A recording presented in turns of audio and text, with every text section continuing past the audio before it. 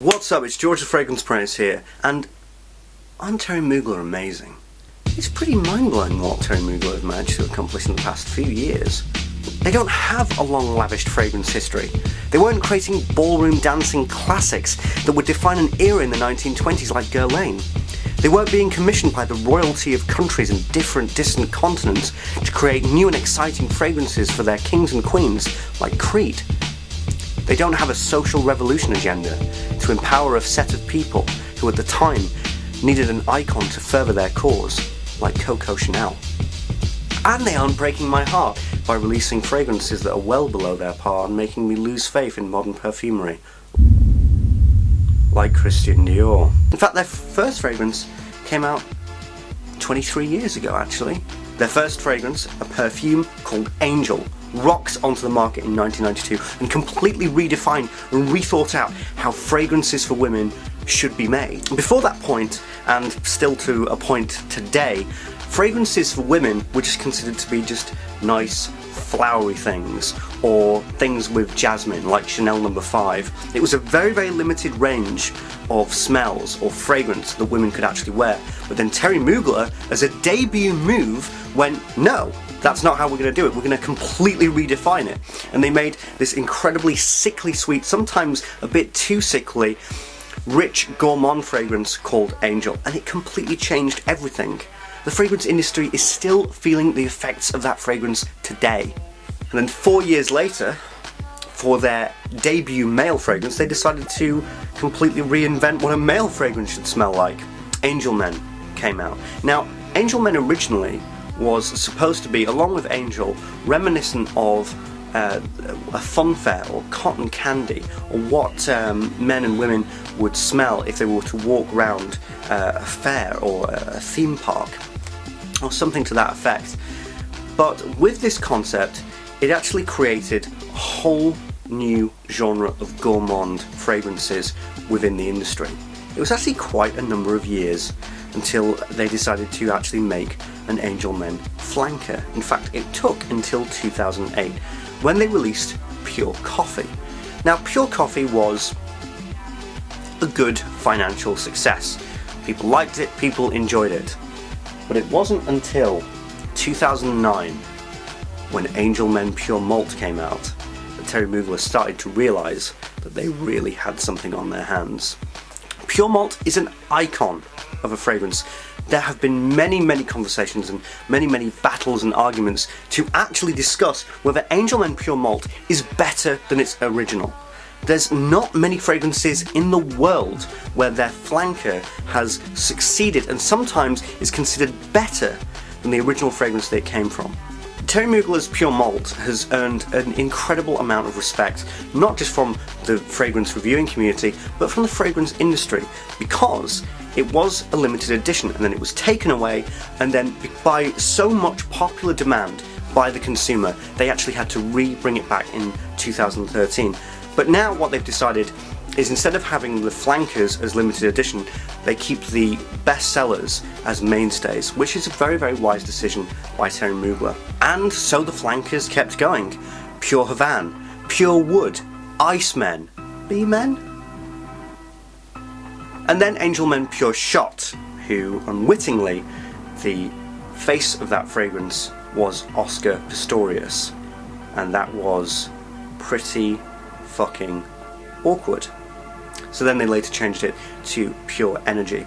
And then even this year, with their latest release, Ultra Zest, which even now, people, including myself, consider this to be one of the best Angel Men flankers ever created. But the issue is, with such consistency and releasing flankers each and every year, some flankers can sort of miss the spotlight and not actually have their time. I mean, who remembers Pure Wood?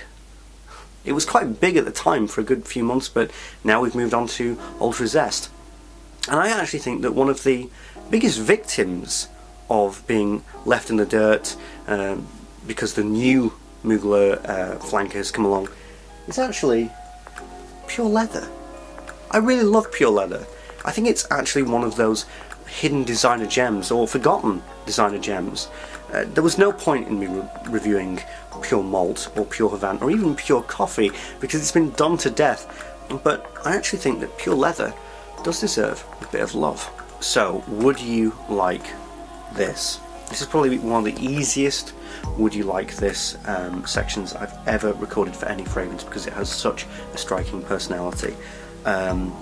You want something dark, you want something black, and you want something pungent. This is easily the darkest and most mysterious Angel Men that has ever been released. The original Angel Men is a masterpiece of a fragrance, undoubtedly, but it has two sort of genres going on, which is a fun, kind of almost playful vibe with the cotton candy kind of a scent, and then you have the more darker, grittier tar scent. This is what would happen if you took the second, the latter, to the absolute extreme. So you want something that's dark, you want something that's really out there, you want to stand out. You want to stand out from the crowd. This is an absolute blind buy for you, my good friend.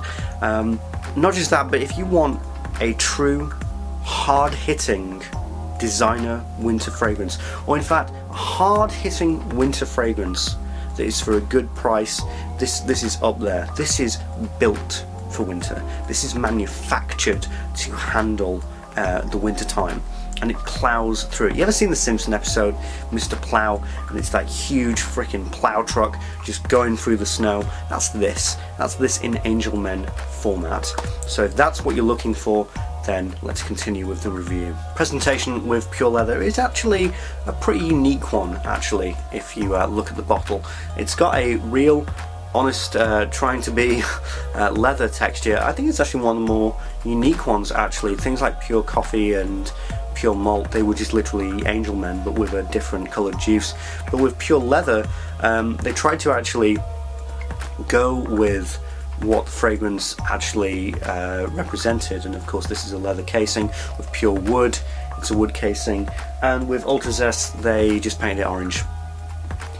Must have run out of creative ideas at that point. But with pure leather, this is really probably, apart from pure malt, probably one of the better, one of the best looking Angel Men fragrance bottles I've ever seen. I really like the box as well. There's the box if you're interested to see what it looks like.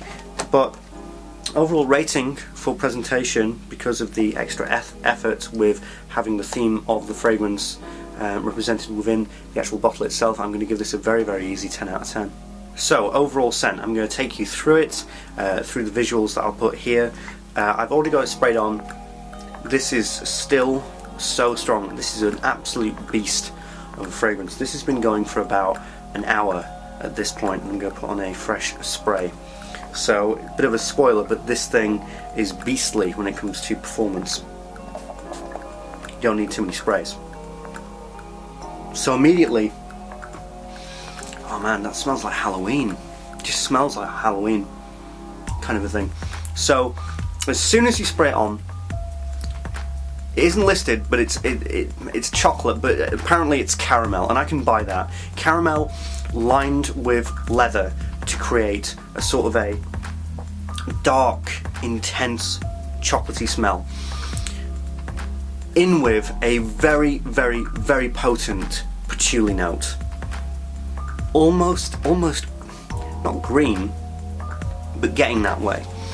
This is as dark as you like. It's huge. It's got a huge scope of a smell. It's beastly. It's intense. There's a small bit of mint, a tiny bit of mint in here as well. It's very, very interesting and very, very nice.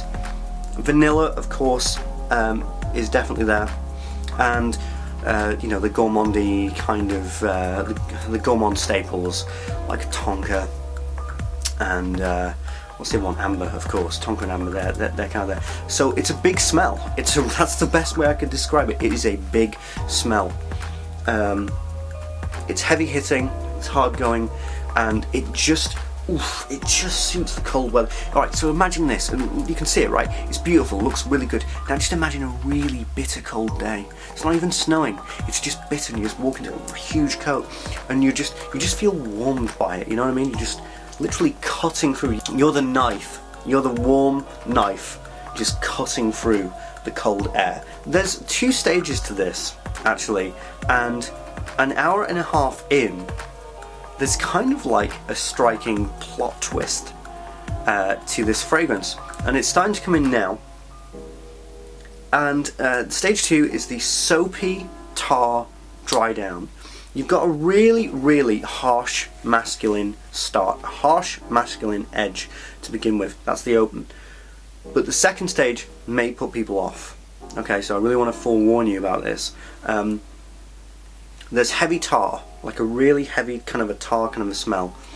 What I'm guessing that is a lot of patchouli, the leather's still there, but the caramel starts to really infuse with the tonka and like almost like a honey kind of a smell. But what you get is like a soapiness to it. You get like a soapy kind of, very reminiscent of the original Angel Men. Actually, the original Angel Men has a soapy kind of vibe to it, but this is brought up, this is amplified.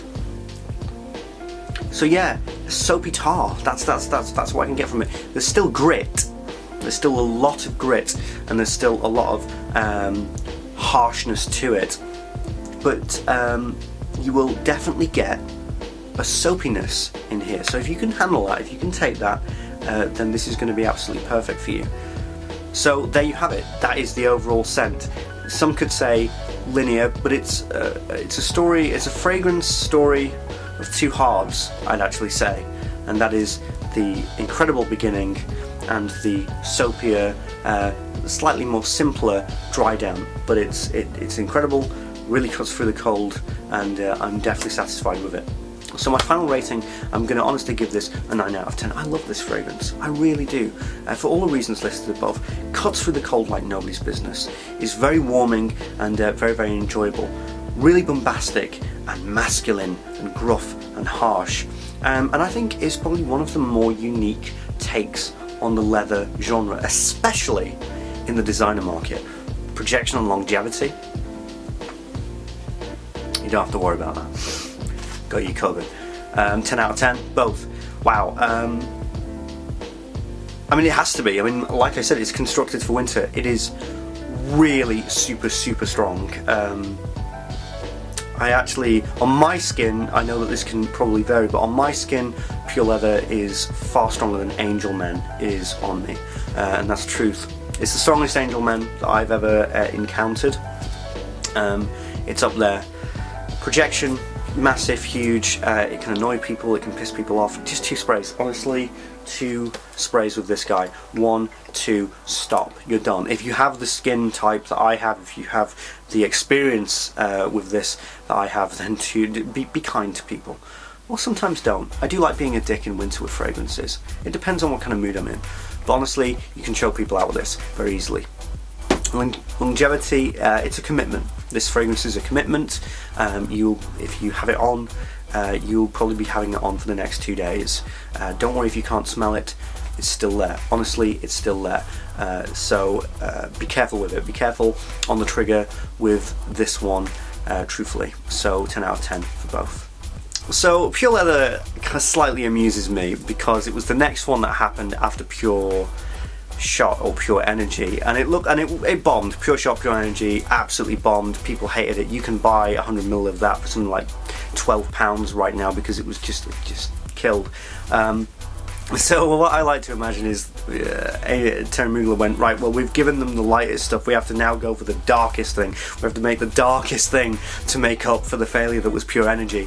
And they came out with, of course, Pure Leather next, and it was a good move. But I think that actually people were a bit rattled by Pure Energy, and that actually made them slightly suspicious and probably a bit sort of unwavering when it came to the Angel Men franchise. So with Pure Leather was kind of sort of overlooked, I'd say. But I really love this fragrance. I really enjoy it. I really love wearing it for its potency, and it's definitely going to be in my top 10 winter list this coming winter.